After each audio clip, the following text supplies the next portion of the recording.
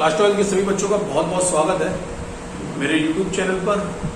और जैसा कि मैं आपको पढ़ाने का कार्य कर रहा हूँ, चैप्टर हमारा तत्वों के निष्कर्षण के सिद्धांत के रूप में मैं बात कर रहा हूँ। टॉपिक जो हमारा चल रहा है वो लोहे के बारे में बात कर रहे हैं। प्रीवियस वीडियो में हमने ढलवा लोहे से पिटवा लोहे के बारे में बात कर लिया था। आज का जो वीडियो हमारा है इसमें हम पिटवा लोहे से इस्पात के निर्माण की क्रिया के बारे में बात करेंगे। भाई पिटवा लोहे से किस प्रकार से इस्पात के निर्माण का कार्य कर लिया जाता है, तो इस प्रकार से आज के वीडियो में हम इसको पढ़ेंगे। ये हमारा आज का टॉपिक है। तो आइए हम टॉपिक को स्टार्ट करते हैं, देखते हैं। सभी बच्चों का मैं बहुत बहुत स्वागत करता हूं और प्रयास करूंगा आपको अच्छे से अच्छा समझाने के लिए। और ये भी प्रयास करूंगा कि इस वैश्विक महामारी के काल में मैं आपको जितना बेहतर हो सकूं उतना बेहतर पढ़ाने का कार्य कर सकूं। कोई भी दिक्कत या समस्या आपके सामने आती है आप मुझसे कंसल्ट कर सकते हैं मेरे यूट्यूब चैनल पे, और मुझे फेसबुक पे, व्हाट्सएप पे आप मैसेज करने का काम कर सकते हैं। आइए हम स्टार्ट करते हैं अपने वीडियो का और स्वागत करते हैं सभी बच्चों का। आइए हम देखते हैं। देखिए बेटा, जैसा कि हमने पिछले टॉपिक में पढ़ा था, ढलवा लोहे से पिटवा लोहे के निर्माण का कार्य कर लिया था। अब पिटवा लोहे में हमने क्या किया था, गेंदें बना ली थी, और गेंदें बनाने के बाद हमने प्रमुख रूप से अलग अलग धातुमल जो था उसको निकाल के अलग कर दिया था, पीट कर। जब गेंदों को पीटा था तो जो भी धातुमल था, जो भी अशुद्धियां थी प्रमुख रूप से क्या हो गई, अलग हो गई थी। तो ये जो पिटवा लोहा में प्राप्त हुआ था, ये प्रमुख रूप से इसमें आघात प्रतिरोधकता का गुण था, इसमें तन्यता का गुण था, और ये जो लोहा था ये प्रमुख रूप से पाए जाने वाले लोहे का एक शुद्ध स्वरूप रूप में इसको हम क्या करते हैं, जानते हैं। आज का हमारा टॉपिक है पिटवा लोहे से इस्पात के निर्माण की क्रिया करना। अब हम करते क्या है, इस क्रिया में अग्निशय ईंटों से मिलकर बना हुआ एक संदूक होता है। मतलब अग्निशय ईंटों से मिलकर बना हुआ एक संदूक बनाया जाता है, एक बक्सा बनाया जाता है, जिसमें पिटवा लोहा जो होता है, जिसमें पिटवा लोहे जो होता है, पिटवा लोहे की छड़ों को प्रमुख रूप से क्या कर देते हैं, बिछा देते हैं। अब हमने क्या किया, ढलवा लोहे से पिटवा लोहा बनाया, पिटवा लोहे से हमने प्रमुख रूप से छड़ों के निर्माण का क्या कर लिया, कार्य कर लिया। उस बॉक्स में जो पाए जाने वाले अग्निशय ईंटों से मिलकर बना हुआ बॉक्स है, उसमें क्या करते हैं, पाई जाने वाली प्रमुख रूप से जो हमारी आपकी पिटवा लोहे की जो छड़े हैं उनको क्या कर लिया जाता है, बिछा लिया जाता है। बिछाने के बाद उसके ऊपर हम क्या करते हैं, चारकोल के चूर्ण को क्या किया जाता है, डाल दिया जाता है। इस तरह पर चूर्ण पिटवा लोहे की छड़ों में उपस्थित रहने का क्या करता है, कार्य करता है। अब जब आप चारकोल की चूर्ण को डालोगे तो चारकोल का चूर्ण जो होगा ना, वो प्रमुख रूप से पिटवा लोहे की छड़ों के चारों ओर प्रमुख रूप से एकत्रित होने का क्या करेगा, कार्य करेगा। अब इन संदूक को एक भट्टी में 1000 डिग्री सेंटीग्रेड पर लगभग 10 से 12 दिन के लिए गर्म करने का क्या करेंगे, कार्य करेंगे। आपने सबसे पहले क्या किया, अग्निशय ईंटों से मिलकर बना हुआ प्रमुख रूप से बॉक्स लिया, उस बॉक्स में प्रमुख रूप से इस्पात की छड़ों को लगा दिया। इस्पात की छड़ों को लगाने के बाद उसके ऊपर चारकोल को आपने डाल दिया। चारकोल जब उसके चारों ओर एकत्रित हो गया, बॉक्स को उठाया, एक भट्टी ली, उस भट्टी में 1000 डिग्री सेंटीग्रेड का टेम्परेचर किया और 10 से 12 दिन के लिए आपने इसको क्या कर दिया, रखने का कार्य किया। तो लोहे की छड़ में कार्बन सीमेंटाइड, ये देखिए इसका फॉर्मूला दिया Fe3C, यानी आपका आयरन भी उपस्थित है इसमें, कार्बन कहां से आ गया, ये चारकोल का जो चूर्ण है, यहाँ से प्रमुख रूप से कार्बन आने का क्या करेगा, कार्य करेगा। तो ये कार्बन का चूर्ण जो है ये प्रमुख रूप से Fe के साथ क्या करेगा, क्रिया करेगा, और क्रिया करके इसमें क्या कर जाता है, प्रवेश कर जाता है। इस तरह प्राप्त जो इस्पात पर फफोले जो है वो प्रमुख रूप से क्या हो जाते हैं, पड़ जाते हैं। मतलब इस प्रकार का जो इस्पात होगा ना, जिसमें प्रमुख रूप से कार्बन उपस्थित रहने का कार्य करता है, इसमें प्रमुख रूप से फफोले जो होते हैं वह प्रमुख रूप से उपस्थित रहने का क्या करते हैं, कार्य करते हैं। अब ये जो फफोले प्रमुख रूप से इसके ऊपर पड़ गए ना, अब इस फफोले इसको हम क्या कहेंगे, फफोलेदार कॉपर के नाम से, फफोलेदार इस्पात के नाम से क्या करेंगे, जानेंगे। क्वेश्चन पूछा जा सकता है आपसे, फफोलेदार इस्पात को स्पष्ट करने का कार्य करिए। तो फफोलेदार इस्पात को कैसे लिखेंगे, आप लिखेंगे कि इस क्रिया में हम सर्वप्रथम अग्निशय ईंटों से मिलकर बना हुआ एक बॉक्स लेते हैं, जिसपे इस्पात की जो रॉड होती है ना, उसको प्रमुख रूप से रख दिया जाता है। ऊपर से हम चारकोल डालते हैं और पाए जाने वाले इस बॉक्स को 1000 डिग्री सेंटीग्रेड पर किसी भट्टी में 10 से 12 दिन के लिए रख दिया जाता है।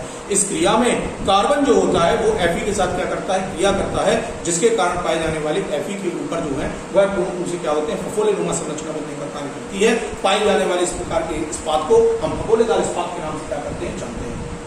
अब प्राप्त होने वाले फफोलेदार इस्पात को अग्निशय क्रूसिबल में गलाकर कार्बन के जो वितरण है उसको समान कर लेते हैं। कार्बन कभी कभी कहीं ना कहीं कुछ ज्यादा कुछ कम हो जाता है, तो उसको एडजस्ट करना होता है। तो क्या करेंगे कि अब इनको जो प्रमुख रूप से फफोलेदार जो हमारा पाया जाने वाला इस्पात है ना, इस इस्पात को हम प्रमुख रूप से निकाल लेंगे।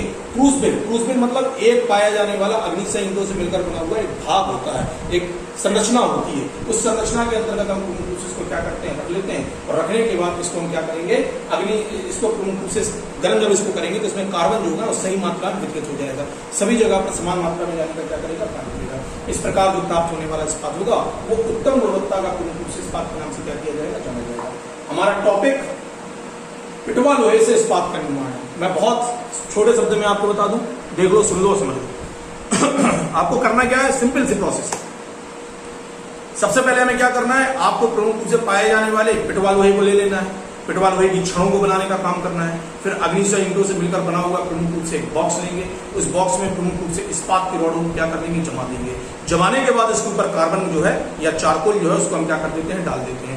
डालने के बाद इस बॉक्स को लेंगे, एक पाई जाने वाली भट्टी को चुनेंगे जिसका टेम्परेचर 1000 डिग्री सेंटीग्रेड रहने का क्या करता है, कार्य करता है। इस 1000 डिग्री सेंटीग्रेड वाले प्रमुख रूप से भट्टी के अंतर्गत हम अपने इस्पात को उसमें क्या कर देते हैं, रख देते हैं। और रखने के बाद उसको हम प्रमुख रूप से क्या करेंगे, ये जो हमारा पाए जाने वाला इस्पात है इसको हम प्रमुख रूप से क्या करेंगे, गर्म करेंगे। जब इसको आप गर्म करोगे 10 से 12 दिन में, तो जो कार्बन है ना वह प्रमुख रूप से क्या हो जाएगा, आयरन जो हमारे आपका पिटवा लोहे की जो हमने छड़ ली थी उसमें क्या हो जाएगा, ये प्रमुख रूप से क्रिया कर जाएगा। जब ये क्रिया कर जाएगा और समान मात्रा में प्रमुख रूप से इसको वितरित करने के लिए अब इसको उठाकर हम किसमें रख देंगे, क्रूज बिल में रखेंगे। क्रूज बिल में जब आप इसको गर्म करेंगे तो जो कार्बन है वो पर्याप्त मात्रा में हमारे इस्पात के ऊपर एकत्रित होने का क्या करेगा, कार्य करेगा। इस प्रकार से जो प्राप्त होने वाला इस्पात होगा ये प्रमुख रूप से गुणवत्ता में बहुत उच्च गुणवत्ता वाला या बहुत उत्तम क्वालिटी वाला प्रमुख रूप से इस्पात के यहाँ से क्या कर लेते हैं, प्राप्ति कर लेते हैं।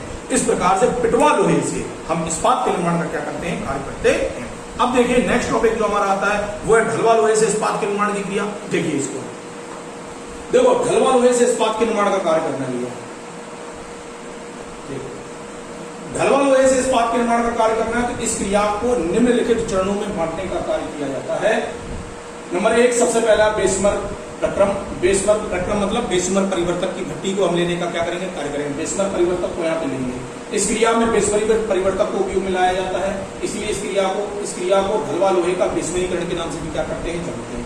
यह एक अंडाकार पात्र होता है। पिछले वीडियो में मैंने जब बेसमरीकरण परिवर्तक आपको पढ़ा रहा था तो मैंने बताया है सबको कि एक अंडाकार नाशपाती के आकार का प्रमुख रूप से बेसमर परिवर्तक जो होता है वो नाशपाती के आकार की पाई जाने वाली क्या होती है, संरचना होती है, जिसमें प्रमुख रूप से नीचे की ओर वायु को प्रोवाइड करने के लिए छिद्र उपस्थित रहते हैं और इसके ऊपर सिलिका का जो अस्तर होता है वह प्रमुख रूप से लगे रहने का क्या करता है, कार्य करता है। इसमें क्या करते हैं, इसमें हम प्रमुख रूप से वायु के द्वारा जो हमारा इस्पात है या जो भी प्रमुख रूप से आप धातु ले रहे हैं उसको क्या करते हैं, गर्म करते हैं। जब वो पिघल जाती है तो पिघलने के बाद उसको हम प्रमुख रूप से क्या कर देते हैं, रख देते हैं। अस्तर जो होता है वह प्रमुख रूप से पाई जाने वाली धातु की अशुद्धि को क्या कर देगा, अलग कर देगा और हम जो धातु प्राप्त कर लेंगे वह प्रमुख रूप से लगभग शुद्ध रहने का क्या करती है, कार्य करती है। ये हमारे दिमाग में मोटिव होना चाहिए कि बेसमर परिवर्तक एग्जैक्टली में है क्या। अगर किसी बच्चे ने नहीं पढ़ा तो प्रीवियस वीडियो को जरूर देख लें, उसमें मैंने सारी भट्टियों के बारे में आपको बताया है, सब कुछ समझाया हुआ है, देख लीजिए। ये जो होता है ये एक अंडाकार पात्र होता है, इसमें उच्च तपसह सिलिका या निस्तापित डेलोमाइट ईंट का जो अस्तर होता है वो लगा रहने का कार्य करता है। ये हमारे प्रमुख रूप से पाए जाने वाले जो है ये परिवर्तक के रूप में काम करेंगे, मतलब किसी चीज को कन्वर्ट करने का क्या करते हैं, कार्य करते हैं। अब यहाँ पे क्या करते हैं कि इसमें वायु को प्रोवाइड करने के लिए इस पात्र में छिद्र उपस्थित रहने का कार्य करते हैं। मैंने बताया ना आपको कि बेसमर परिवर्तक के नीचे क्या होते हैं, छिद्र उपस्थित रहने का कार्य करते हैं, जिससे वायु को हम प्रोवाइड करने का क्या करते हैं, कार्य करते हैं। अब यहाँ पे क्या करेंगे, पात्र को एक क्षैतिज आधार पर एक अक्ष के द्वारा घुमाने का कार्य किया जाता है। ये रॉड लगी होती है, इसमें हम बेसमर परिवर्तक को क्या कर सकते हैं, घुमा सकते हैं। कैसे भी ऊपर नीचे दाएं बाएं कैसे भी घुमाना, इस रॉड के सापेक्ष ही घूमने का कार्य करता है।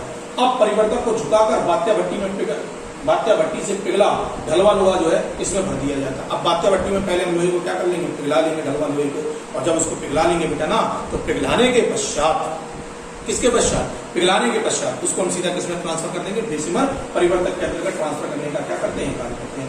और इसमें इस परिवर्तक में सीधी वायु की तेज धारा को प्रोवाइड करने का कार्य किया जाता है। इससे सिलिका तथा मैग्नीज जो है वह ऑक्सीकृत हो जाता है और तथा दोनों ऑक्साइड के रूप में परिवर्तित होकर धातुमय के निर्माण का क्या करते हैं, कार्य करते हैं तथा मैग्नीज सिलिकेट के रूप में अलग होने का क्या करेगा, कार्य करेगा। देखिए सिलिका है ऑक्सीजन के साथ क्रिया करके सिलिका ऑक्साइड, मैग्नीज है ऑक्सीजन के साथ क्रिया करके मैग्नीज ऑक्साइड। अब जो सिलिका ऑक्साइड और मैग्नीज ऑक्साइड है, सिलिका ऑक्साइड और मैग्नीज ऑक्साइड जब आप इसमें क्रिया करेंगे तो मैग्नीज सिलिकेट के निर्माण का क्या कर लिया जाएगा, कार्य कर लिया जाएगा, जिसको आप प्रमुख रूप से पाए जाने वाले धातुमय के नाम से क्या करते हैं, जानते हैं। इस प्रकार से सिलिका और मैग्नीज जो है ना, इनको प्रमुख रूप से मैग्नीज सिलिकेट के रूप में परिवर्तित करके धातुमय के द्वारा प्रमुख रूप से अलग करने का क्या करते हैं, लिखा है नीचे। सल्फर ऑक्सीजन के साथ क्रिया करके सल्फर डाइऑक्साइड के निर्माण का कार्य करती है, मुक्त हो जाती है तथा कार्बन मोनोऑक्साइड के रूप में परिवर्तित हो जाती है। जब कार्बन मोनोऑक्साइड जलना बंद हो जाती है तो अभिक्रिया को पूर्ण मान लिया जाता है। कैसे पता करेंगे, इंडिकेशन है इसका, कैसे पता करेंगे कि भाई ये पूर्ण रूप से क्रिया पूर्ण हो चुकी है, तो कार्बन मोनोऑक्साइड जो उसका जो धुआं है उसका निकलना जब ये बंद हो जाएगा, जब हम पता कर लेंगे भाई कार्बन मोनोऑक्साइड का धुआं निकलना बंद हो गया अर्थात ये जलना बंद हो गई, तो हमारी अभिक्रिया जो है पूर्ण मान ली जाती है। अब इसमें FeMnC मतलब फेरस या आयरन मैग्नीज कार्बन की मिश्र धातु से स्पीगलेशन कहते हैं। मतलब ये जो मिश्रण होता है ना, ये इसमें Fe उपस्थित है, MnO उपस्थित है और कार्बन उपस्थित है। आयरन, Fe और आयरन, मैग्नीज और कार्बन का जो मिश्रण होता है, इसको हम प्रमुख रूप से स्पीगलेशन के नाम से क्या करते हैं, जानते हैं। बहुत इंपॉर्टेंट पॉइंट है, इसको याद रखना है। स्पीगलेशन किसे कहते हैं? तो स्पीगलेशन का मतलब हो गया जिसमें प्रमुख रूप से Fe उपस्थित हो, मैग्नीज उपस्थित हो और कार्बन उपस्थित रहने का क्या करें, कार्य करें।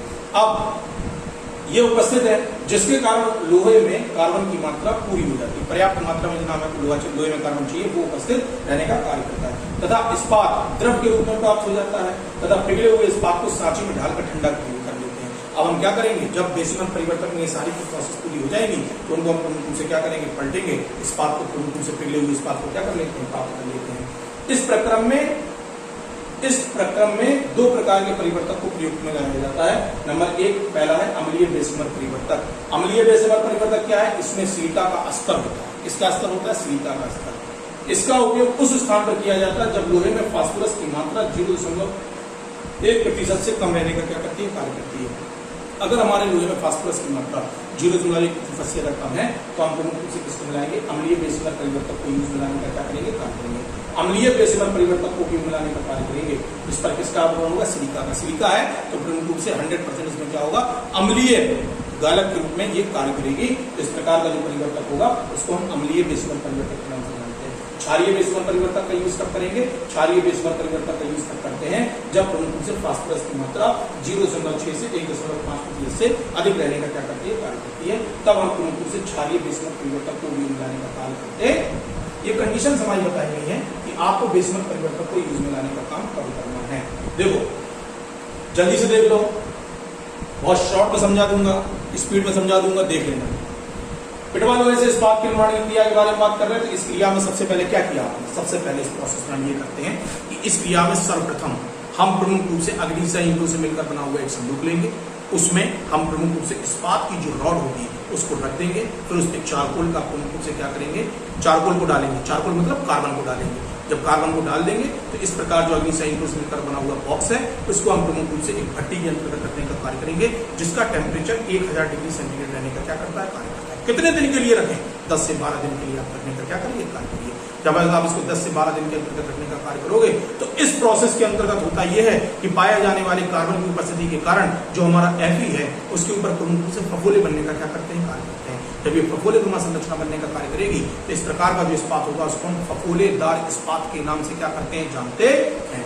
अब जो फफोलेदार इस्पात जो है इसके प्रमुख रूप से कार्बन की मात्रा को बराबर करना है। तो जब इसकी कार्बन की मात्रा को बराबर करने का काम करना है तो आप इसमें केवल एक इतना सा काम करिए कि इसको अग्निशय क्रूसिबल के अंतर्गत प्रमुख रूप से रख दीजिए। जब अग्निशय क्रूसिबल के अंतर्गत आप रखोगे तो कार्बन की मात्रा होगी ना, वह प्रमुख रूप से ऑटोमेटिक अपने आप बराबर होने का क्या करेगी, कार्य करेगी। इसके बाद ढलवा लोहे से इस्पात के निर्माण की क्रिया। तो ढलवा लोहे से इस्पात का निर्माण करने के लिए आप जिस प्रोसेस को उपयोग में लाने का काम करते हो उसको हम बेसिमल परिवर्तक के नाम से क्या करते हैं, जानते हैं। अब यहाँ पे गाइडलाइन सुन लेना सब लोग बड़े ध्यान से, नोट से। अगर क्षारीय अशुद्धि है, क्या अशुद्धि है, क्षारीय अशुद्धि है, कंडीशन हमने यहाँ पे लिख रखी है। कंडीशन को जरूर ध्यान रखना कि आप जब प्रमुख रूप से अम्लीय परिवर्तक को यूज में लाने का काम करोगे तो कौन सी कंडीशन में, अगर पाए जाने वाले प्रमुख रूप से हमारे आयरन में फास्फोरस की जो अशुद्धि है वह 0.1% से अधिक है तो हम कौन सा परिवर्तक यूज करेंगे, अम्लीय बेसिमल परिवर्तक। और यदि अगर पाए जाने वाली फास्फोरस की मात्रा 0.6 से 1.5% से अधिक होती है तो हम कौन से परिवर्तक को, क्षारीय बेसिमल परिवर्तक को उपयोग में लाने का क्या करते हैं, कार्य करते हैं। इस प्रोसेस में क्या करते हैं, बेसिमल परिवर्तक की प्रोसेस में, बेसिमल परिवर्तक की जो प्रोसेस है इस प्रोसेस में क्या करेंगे, इस क्रिया में बेसिमल परिवर्तक को उपयोग में लाया जाता है। इसलिए इस क्रिया को ढलवा लोहे के बेसमलीकरण की क्रिया के नाम से भी क्या करते हैं, जानते हैं। अब आपको यहाँ पे आधी से ज्यादा बात तो बेसिमल परिवर्तक की लिखनी है, घबराने की कोई जरूरत नहीं है, बहुत सिंपल वे है। बेसिमल परिवर्तक क्या होता है, ये प्रमुख रूप से नाशपाती के आकार की पाई जाने वाली एक बर्तन होता है जिसमें वायु को प्रोवाइड करने के लिए नीचे प्रमुख रूप से छिद्र उपस्थित रहने का क्या करते हैं, कार्य करते हैं।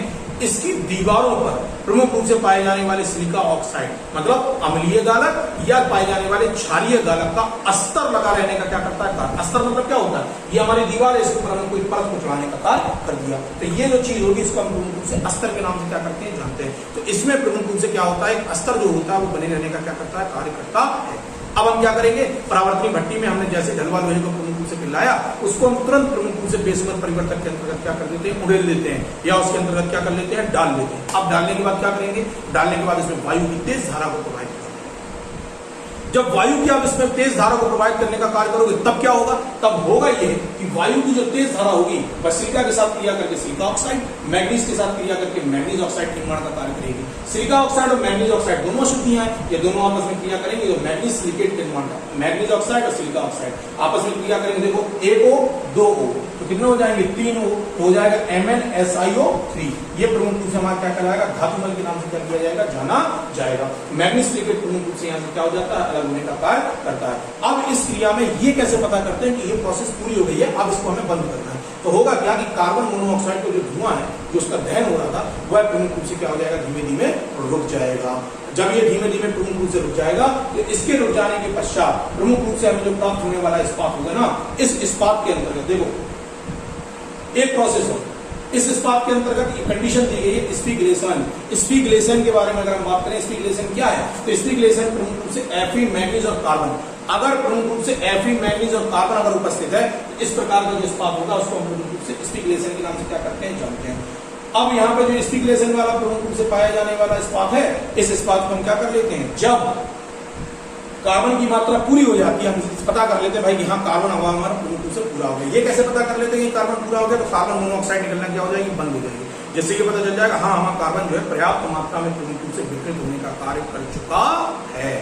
अब यहां से आप एक काम करिए, जो इस्पात है बेसमर परिवर्तक में, इसको आप क्या कर दीजिए, पलट दीजिए। पलट लोगे तो द्रवित इस्पात जो होगा वो हमें प्रमुख रूप से क्या होगा, प्राप्त होगा। इस्पात को सांचे में ढालिए, उसको ठंडा कर लीजिए, और ठंडा करने के बाद इस प्रकार से आपको ढलवा लोहे से इस्पात क्या हो जाती है, प्राप्ति हो जाती है। तो इसको याद रखना है विशेष तौर पे 3-4 चीजें इस कंडीशन में बहुत इंपॉर्टेंट है। पहली बात, विशेष तौर पे बेसमर परिवर्तक का इस्तेमाल करना है, तो जो बेसमर परिवर्तक है उसमें याद रखना है, अगर क्षारीय अशुद्धि कंडीशंस दी गई है हमारे सामने कि अगर अम्लीय बेसमर परिवर्तक इस्तेमाल अगर आप कर रहे हैं तो उसमें फास्फोरस की मात्रा 0.1% होनी चाहिए। अगर हमारे Fe में 0.1% तक पाया जाने वाला Mn उपस्थित है, सॉरी फास्फोरस उपस्थित है, तो हम प्रमुख रूप से पाए जाने वाले जिस परिवर्तक को यूज मिलाएंगे उसका नाम है अम्लीय बेसमर परिवर्तक। और यदि हमारे प्रमुख रूप से पाए जाने वाले परिवर्तक के अंतर्गत 0.6 से 1.5% तक फास्फोरस उपस्थित है, तो जिस परिवर्तक को उपयोग मिलाते उसका नाम है क्षारीय बेसमर परिवर्तक को उपयोग मिलाने का कार्य किया जाता।